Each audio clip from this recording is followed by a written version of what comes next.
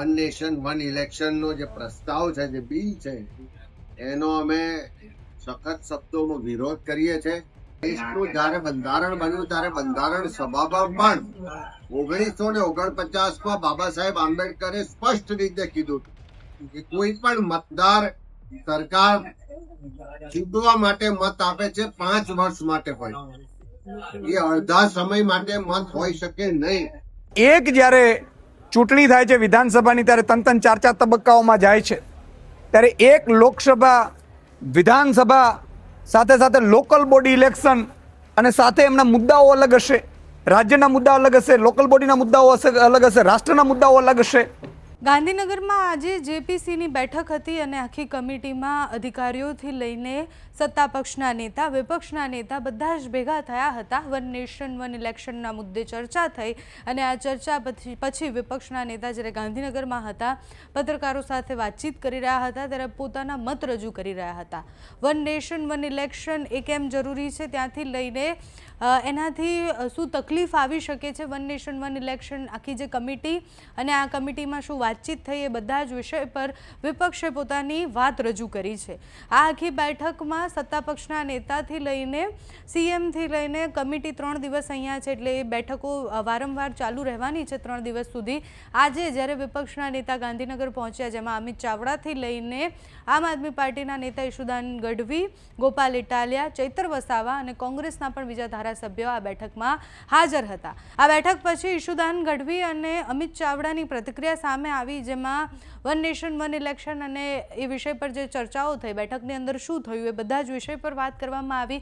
વિપક્ષે પોતાનો વિરોધ પણ નોંધાવ્યો છે. તો આજે વન નેશન વન ઇલેક્શનની જેપીસીની બેઠકમાં શું થયું અને એ બેઠકમાં વિપક્ષે પોતાના કયા કયા મુદ્દા મૂક્યા તે સાંભળો. વન નેશન વન ઇલેક્શન નો જે પ્રસ્તાવ છે, જે બિલ છે, એનો અમે સખત શબ્દોમાં વિરોધ કરીએ છીએ. એટલા માટે કારણ કે આ જે બિલ લાવવામાં આવ્યું છે, એની પાછળનો જે હિડન એજન્ડા છે, એ સત્તાનું કેન્દ્રીકરણ કરવું, બંધારણનું જે આપણી ભાવના છે એના વિપરીત છે. દેશનું જે ફેડરલ સ્ટ્રક્ચર છે, જે સંવિધાનિક ઢાંચો છે, કે જેમાં દરેક રાજ્યોને અલગ અલગ વ્યવસ્થાઓ, અલગ અલગ સત્તાઓ મળી છે, એનું કેન્દ્રીકરણ કરવાનો આ પ્રયત્ન છે. સાથે સાથે જે બિલના પ્રાવધાન આપ્યા કે કોઈ રાજ્યમાં સરકાર સામે અવિશ્વાસ પ્રસ્તાવ આવે કે કોઈ રાજ્ય સરકાર એ સરકારનું ભંગ કરે, તો એવા સંજોગોમાં મધ્યવર્તી ચુનાવ નહીં થઈ શકે, એટલે થશે તો બાકીના પીરિયડ માટે જ કરવામાં આવશે.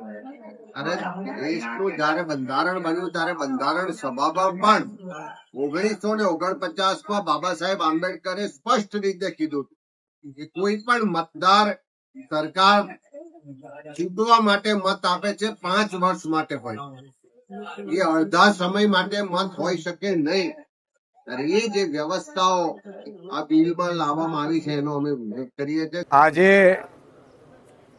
વન નેશન વન ઇલેક્શન અંતર્ગત જે બંધારણમાં સંશોધનમાં સુધારા અંતર્ગત આજે જેપીસીની જે મિટિંગ અહીંયા મળવાની હતી, એમાં અમે અમારા ધારાસભ્યશ્રીઓ અને અમારી જે ટીમ છે એમણે પોતાના મત રજૂ કર્યા છે.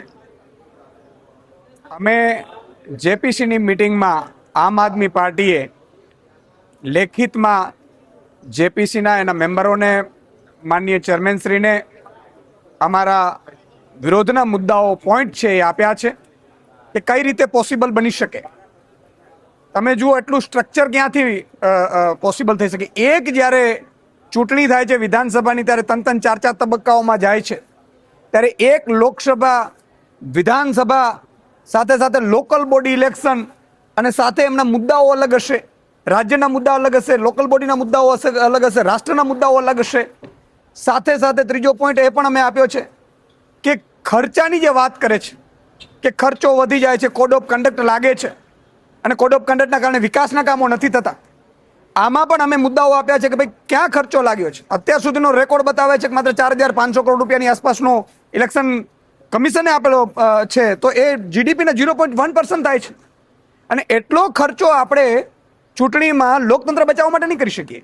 ભારત છે એ લોકતાંત્રિક દેશ છે, ભારતની ઓળખ છે વિવિધતામાં એકતા, અને એમાં તમામ રાજ્યો, તમામ મુદ્દાઓ અલગ છે, રાજ્યોના મુદ્દાઓ અલગ છે, રાષ્ટ્રના મુદ્દાઓ અલગ છે, અને એની સાથે સાથે આ સ્ટ્રક્ચર છે, જે ફંડામેન્ટલ રાઇટ્સ છે, જે બંધારણના બાબા સાહેબે આપેલા જે સ્ટ્રક્ચર છે, એમાં ક્યાંક ને ક્યાંક એ પોઈન્ટને વાયોલન્સ થાય છે. એ પણ અમે મુદ્દાઓ આપ્યા છે.